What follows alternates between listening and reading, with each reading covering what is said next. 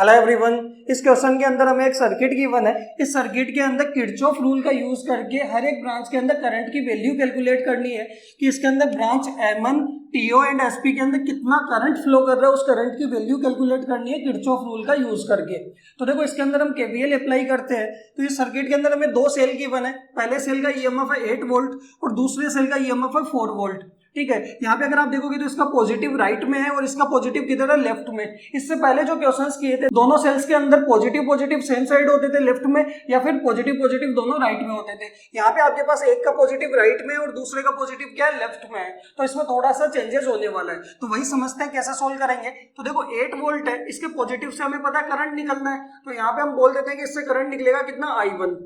ठीक है, और यहाँ पे 4 वोल्ट के इस पॉजिटिव से इधर की तरफ करंट निकलेगा कितना, I2। बताओ क्लियर है। अब ये I1 इधर जाएगा तो ये पॉजिटिव से एंटर करेगा, ये नेगेटिव से लीव करेगा, और यहाँ पे करंट कौन सा आ जाएगा, I1। क्लियर है। यहाँ पे आपके पास करंट, बीच में कोई रेजिस्टेंस नहीं है, तो करंट कौन सा पहुंच जाएगा, I2। ठीक है, यहाँ तक बनाने के बाद आपको एक चीज ध्यान रखनी है कि सेल से जितना पॉजिटिव से करंट निकलता है उतना का उतना नेगेटिव के अंदर क्या करता है, एंटर करता है। तो यहाँ पे आपके पास ये पॉजिटिव इससे निकला है, तो यहाँ पे वापस नेगेटिव में कितना जाएगा, I1 ही जाएगा। तो यहाँ पे करंट बना देते हैं कितना, I1। क्लियर है। सेम अगर आप देखोगे तो इसके पॉजिटिव से 4 वोल्ट के पॉजिटिव से I2 निकला है, तो इसके नेगेटिव में वापस कितना जाएगा, I2 जाएगा। तो यहाँ पे आपके पास करंट कौन सा जाएगा, I2 जाएगा। ये आपके पास I2 इस तरीके से गया, तो ये पॉजिटिव होगा और ये नेगेटिव होगा, और वापस नेगेटिव में 4 वोल्ट के नेगेटिव में कितना एंटर कर जाएगा, I2 एंटर कर जाएगा। ये करंट आपको बना लेना है। अब बीच वाले 4 ओम के अंदर जो करंट की वैल्यू होने वाली है वो हम डिसाइड करेंगे कि किस डायरेक्शन में लूप चल रही है, किस तरीके से लूप चल रही है। कि अगर आपको इस तरीके से लूप चल रही है तो I3 इधर जाएगा। ठीक है, और अगर इसमें लूप चल रही है नीचे वाले में, तो I3 की वैल्यू क्या होने वाली है, T2O होने वाली है। क्लियर है। तो यहाँ पे हम क्या करते हैं, KVL अप्लाई करते हैं ऊपर वाले के अंदर। तो देखो ऊपर वाले में करंट की डायरेक्शन में KVL अप्लाई करेंगे तो इस तरीके से लूप चलेगी। बैटरी के बाद हम स्टार्ट करेंगे तो इस तरीके से, क्या मतलब क्लॉकवाइज लूप चलने वाली है, लूप 1। तो जब इस तरीके से लूप चलेगी तो इसके अंदर करंट भी क्या होने वाला है, इसी तरीके से होने वाला है कितना, I3। कि भाई करंट ऐसे जाएगा I3, तो ये पॉजिटिव होगा और ये क्या होगा, नेगेटिव होगा। और इस I3 की वैल्यू क्या आने वाली है, तो इस जंक्शन के ऊपर हम क्या लगाएंगे, KCL लगाएंगे। तो इस जंक्शन पे अगर आप देखोगे तो I2 और I3 तो क्या कर रहे हैं, लीव कर रहे हैं, और I1 क्या कर रहा है, एंटर कर रहा है। तो I1 बराबर कितना हो जाएगा, I2 प्लस I3। तो यहाँ पे I3 की वैल्यू कितनी आ जाएगी, I1 माइनस I2। ये किसके लिए आई, लूप 1 के लिए। ठीक है, बट नीचे वाले में हम KVL लगाएंगे तो देखो इस तरीके से करंट की डायरेक्शन में लूप चलाएंगे, ये क्या होगी, क्लॉकवाइज। तो इसके अंदर अगर आप देखोगे तो लूप चलाएंगे तो यहाँ पे आपके पास इस तरीके से करंट जाएगा, तो इसके लिए करंट की वैल्यू क्या होने वाली है, ये I3। क्लियर, ये I3 होगा। तो यहाँ पे अगर आप देखोगे तो ये पॉजिटिव और ये क्या होगा, नेगेटिव। ठीक है, यहाँ पे I3 की वैल्यू निकालने के लिए इस T जंक्शन पे क्या लगाएंगे, KCL लगाएंगे। तो T पे KCL लगाएंगे तो देखो एंटर तो कौन कर रहा है, I2, और लीव कौन कर रहा है, I1 और I3। तो I2 बराबर कितना आ जाएगा, I1 प्लस I3। तो नीचे वाली लूप के लिए I3 की वैल्यू कितनी आएगी, I2 माइनस I1। बताओ क्लियर है।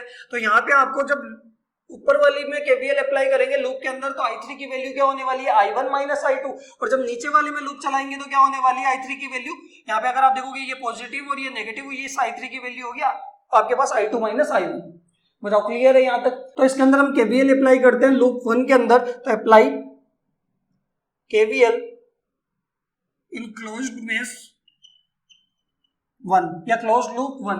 ठीक है, तो इसके अंदर हम क्या करेंगे, बैटरी को छोड़ देंगे, उसके आगे से स्टार्ट करेंगे। यहाँ पे तो देखो पहला साइन क्या आएगा, प्लस का, इसका रेजिस्टेंस है 2 और करंट कितना, I1। तो TPD कितना हो जाएगा, 2I1। ठीक है, यहाँ से हम मुड़ेंगे, यहाँ से टर्न लेना है, यहाँ पे आएंगे तो पहला साइन क्या आएगा, प्लस का। कि देखो ऊपर वाले में ये क्या होगा, करंट कैसे जा रहा है, I3 ऐसे जा रहा है, तो ये पॉजिटिव टू नेगेटिव। नीचे वाले में इस डायरेक्शन में जा रहा होगा तो पॉजिटिव टू नेगेटिव। ठीक है, ऊपर वाले के लिए I3 अलग है, नीचे वाले के लिए, नीचे वाली लूप के लिए I3 अलग है। तो ऊपर वाले में ये I3, तो ये और रेजिस्टेंस कितना है, 4I3, इसका TPD हो गया। ठीक है, और यहाँ पे अगर हम वापस टर्न लेके जाएंगे तो क्या आएगा, माइनस का 8 बराबर 0। कि इसके अंदर दो रेजिस्टेंस आ रहे थे, 2 ओम और 4 ओम, दोनों के अक्रॉस हमने TPD निकाला, और ये आपके पास सेल का EMF, एल्जेब्रिक सम क्या हो गया, इन तीनों का 0 हो गया। I3 की वैल्यू क्या रखेंगे, तो देखो इसके लिए ये I3 की वैल्यू कितनी, I1 माइनस I2। तो ये आपके पास आएगा 2I1 plus 4I1 minus I2, और इस 8 को उधर ले जाते हैं तो बराबर 8। क्लियर है। तो यहाँ से अगर आप देखोगे तो 2I1 और ये प्लस का 4I1 तो कितना हो जाएगा, 6I1, और ये माइनस का 4I2 बराबर कितना, 8। ये हमारे पास आ गई इक्वेशन नंबर 1। हमने लूप 1 में KVL अप्लाई किया तो हमारे पास ये इक्वेशन आई। अब क्या करेंगे, सेकंड लूप के अंदर हम KVL अप्लाई करते हैं। तो सेकंड के अंदर हम क्या बोलते हैं, apply KVL in close loop कौन सी 2। सेकंड में केवीएल अप्लाई करेंगे तो बैटरी को छोड़ दो, यहाँ से आगे से स्टार्ट करेंगे तो यहाँ से चलेंगे, पहला रेजिस्टेंस यहाँ पे आएगा, तो यहाँ पे देखो पहला साइन क्या होगा प्लस का, इसका रेजिस्टेंस कितना है 4 और करंट कितना i3, तो 4i3। ठीक है, आगे बढ़ेंगे तो यहाँ से अगर आप देखोगे तो ये पहला साइन प्लस का और इसके अंदर आने वाला है 1i2। ठीक है, और यहाँ पे आपके पास वापस माइनस और ये 4 बराबर 0। यहाँ पे भी आपके पास दो रेजिस्टेंस है, दोनों का टीपीडी आया। ठीक है, और आपके पास सेल का ईएमएफ, तीनों का एल्जेब्रिक सम हमने क्या कर दिया 0 कर दिया। बट यहाँ पे इस i3 की वैल्यू क्या होने वाली है i2 माइनस i1, तो यहाँ पे 4i2 माइनस i1 और प्लस का i2 बराबर क्या लिख दिया मैंने 4। तो ये तो देखो 4i2 और ये i2 कितना हो जाएगा 5i2 और यहाँ पे क्या आने वाला है माइनस का 4i1 plus 5i2 equals to आपके पास 4। ये आ गई इक्वेशन नंबर 2। हमारे पास दो वेरिएबल i1 और i2 और दो इक्वेशन है, दोनों में हम एलिमिनेशन रूल लगा के क्या करेंगे सोल्व करेंगे, तो i1 i2 की वैल्यू आ जाएगी और उससे हम क्या निकाल सकते हैं i3 की वैल्यू निकाल सकते हैं। क्लियर है? तो यहाँ पे देखो इक्वेशन 1 और 2 को हम सोल्व करते हैं, तो इसके अंदर इक्वेशन 1 के अंदर यहाँ पे 6i1 है। ठीक है, और यहाँ पे 4i1 है माइनस का, यहाँ प्लस का है यहाँ माइनस का है। तो यहाँ पे आप देखो दोनों को सेम बनाने के लिए इसको तो 2 से मल्टीप्लाई कर लेते हैं और इसको 3 से मल्टीप्लाई कर लेते हैं, तो यहाँ तो प्लस का 12i1 हो जाएगा, यहाँ माइनस का 12i1 हो जाएगा और दोनों को क्या करेंगे डायरेक्टली ऐड कर देंगे, तो i1 सेम हो जाएगा तो वो कैंसिल हो जाएगा, तो i2 की वैल्यू आ जाएगी। या फिर आप i2 भी दोनों में क्या कर सकते हो सेम कर सकते हो। ठीक है, तो इसके अंदर मैंने क्या किया, इक्वेशन 1 को तो मल्टीप्लाई कर लिया किससे 2 से, और ऐड करेंगे इक्वेशन 2 को मल्टीप्लाई करेंगे 3 से। क्लियर है? तो इक्वेशन 1 को 2 से मल्टीप्लाई करेंगे तो क्या आएगा 12i1 माइनस का 8i2 इक्वल्स टू आपके पास 16। ये आने वाला है, इसको 2 से मल्टीप्लाई किया, इसको 3 से मल्टीप्लाई करेंगे तो माइनस का 12i1, ठीक है, प्लस का ये आपके पास हो जाएगा 15i2 और इक्वल्स टू कितना आएगा 12।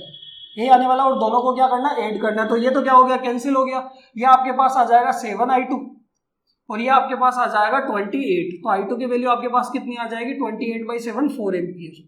इस i2 की वैल्यू इक्वेशन 1 या 2 किसी में भी पुट करेंगे तो आपके पास किसकी वैल्यू आ जाएगी i1 की वैल्यू आ जाएगी। क्लियर है? तो करते क्या है, पुट वैल्यू ऑफ i2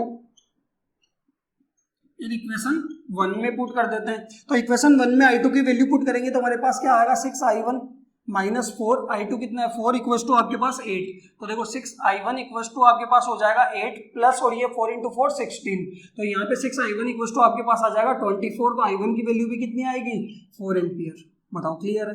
आपके पास i1 आ गया, i2 आ गया, अब हमें क्या निकालना है i3। तो देखो i3 की ये वैल्यू निकालेंगे तो इसके लिए तो कितना आने वाला है i1 माइनस i2, तो यहाँ पे तो i3 कितना आएगा 4 माइनस 4 कितना 0 एम्पियर।